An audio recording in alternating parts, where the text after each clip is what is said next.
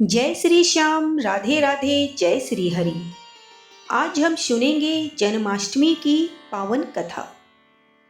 आज जन्माष्टमी के पावन अवसर पर हम उस अद्भुत कथा का स्मरण करने जा रहे हैं जो हमें प्रेम, त्याग और धर्म की राह दिखाती है। ये कथा है देवकी और वासुदेव के 8वें पुत्र भगवान श्री कृष्ण के जन्म की। तो चलिए इस पावन व्रत कथा को सुनते हैं और सुनाते हुए हम सब श्री कृष्ण के चरणों में अपना शीश झुकाएं और उनके आशीर्वाद को अपने जीवन में महसूस करें। तो प्रेम से बोलिए जय श्री कृष्ण, राधे राधे।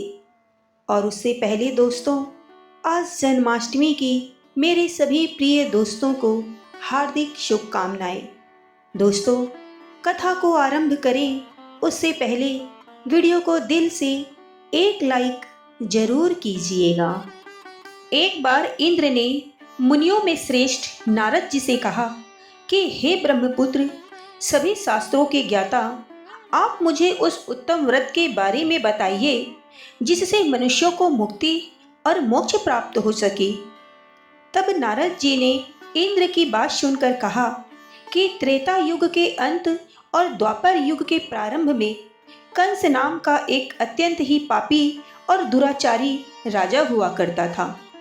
उसकी बहन का नाम देवकी था, जिसके 8वें पुत्र के हाथों ही उसका वध होना तय था। इंद्र ने संदेह से पूछा कि हे महात्मे, यह कैसे संभव हो सकता है कि देवकी का 8वां पुत्र अपने मामा कंस को मारेगा? मुझे इस कथा को विस्तार से सुनाइए। फिर नारद जी ने कहा कि हे इंद्र, एक बार कंस ने एक ज्योतिषी से पूछा कि उसकी मृत्यु कैसे और किसके द्वारा होगी।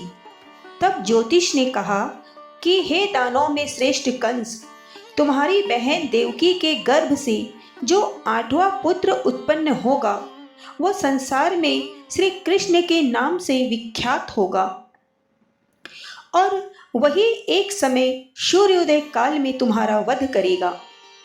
ज्योतिष ने यह भी बताया कि यह घटना माघ मास के शुक्ल पक्ष की तिथि को ही होगी। ज्योतिष की बात सुनकर कंस बहुत ही ज्यादा भयभीत हो गया। उसने अपने द्वारपाल से कहा कि मेरी बहन देवकी की पूर्ण सुरक्षा करना। कंस के जाने के बाद देवकी जल लेने के बहाने तालाब पर गई। वहां एक वृक्ष के नीचे बैठकर वह रोने लगी। तभी वहां यशोदा नाम की एक स्त्री आई और उसने देवकी के रोने का कारण पूछा। तब देवकी ने दुखी होकर कहा कि हे बहन, मेरे दुष्ट भाई कंस ने मेरे कई पुत्रों का वध कर दिया है और अब मेरे गर्भ में 8वां पुत्र है। उसे भी वह मार डालेगा, क्योंकि उसे भय है कि मेरा 8वां पुत्र ही उसकी मृत्यु का कारण बनेगा। तब उस यशोदा नाम की औरत ने देवकी को सांत्वना देते हुए कहा कि बहन, तुम विलाप मत करो, मैं भी गर्भवती हूँ। यदि मुझे कन्या हुई तो तुम अपने पुत्र के बदले उस कन्या को ले जाना और इस तरह तुम्हारा पुत्र बच जाएगा। कंस को जब देवकी के तालाब पर जाने का पता चला तो वह क्रोधित हो उठा। उसने द्वारपाल को आदेश दिया कि वह देवकी की पूरी तरह से रक्षा करे। अब कंस का भय इतना बढ़ गया था कि उसने कारागार के दरवाजों पर विशाल ताले लगवा दिए और बाहर राक्षसों की पहरेदारी नियुक्त कर दी। अब भाद्रपद मास की कृष्ण पक्ष की अष्टमी की आधी रात को, जब चंद्रमा वृष राशि में और रोहिणी नक्षत्र पे था, विजय नामक शुभ मुहूर्त में श्री कृष्ण का जन्म हुआ। उनके जन्म लेते ही कारागार के दरवाजे स्वयं ही खुल गए और पहरेदार राक्षस मूर्छित हो गए।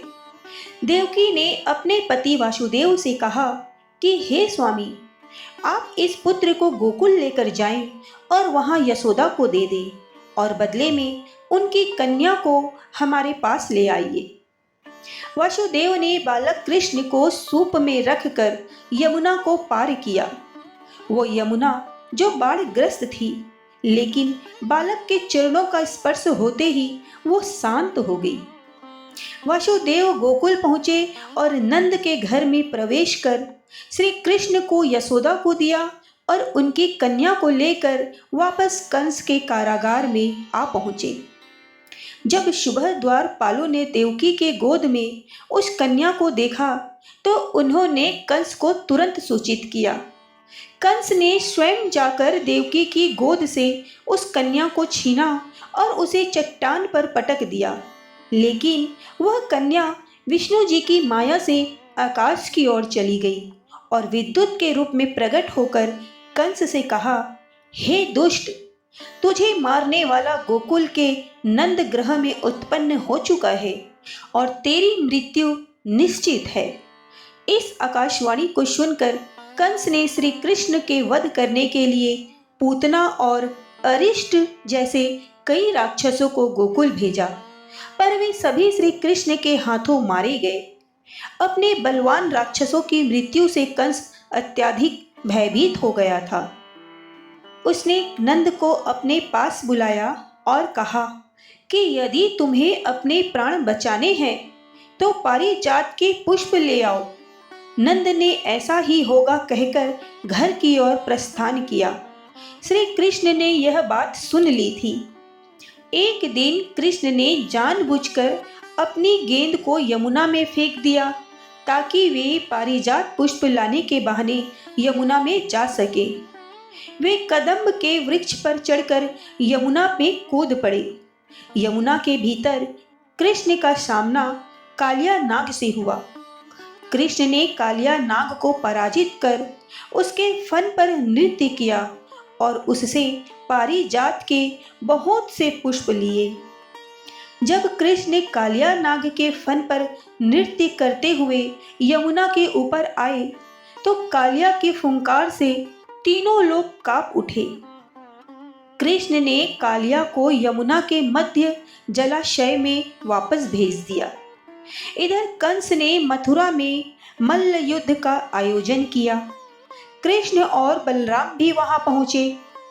कृष्ण ने अपने पैरों को चारुण के गले में फंसाकर उसका वध कर दिया और बलराम ने केसी को मार डाला। कंस ने अपनी सेना को कृष्ण पर हमला करने का आदेश भी दिया। उसी क्षण कृष्ण ने गरुड़, बलराम और सुदर्शन चक्र का ध्यान किया। बलदेव सुदर्शन चक्र लेकर गरुड़ पर आरूढ़ होकर आए। कृष्ण ने सुदर्शन चक्र लेकर असंख्य दैत्यों का संहार किया। माघ मास की शुक्ल की सप्तमी को कृष्ण और बलराम ने विशाल दैत्यों के समूह को नष्ट कर दिया। अंत में जब केवल कंस बचा तो कृष्ण ने कहा, हे दुष्ट, हे अधर्मी, अब मैं तुझसे युद्ध कर इस संसार को तुझसे मुक्त कराऊंगा। यह कहते हुए उन्होंने कंस के केसों को पकड़कर उसे घुमाकर पृथ्वी पर पटक दिया, जिससे उसकी मृत्यु हो गई। कंस के मरने पर देवताओं ने शंख घोष किया और पुष्प की वर्षा की। वहां उपस्थित सभी ने श्री कृष्ण की जय जयकार की।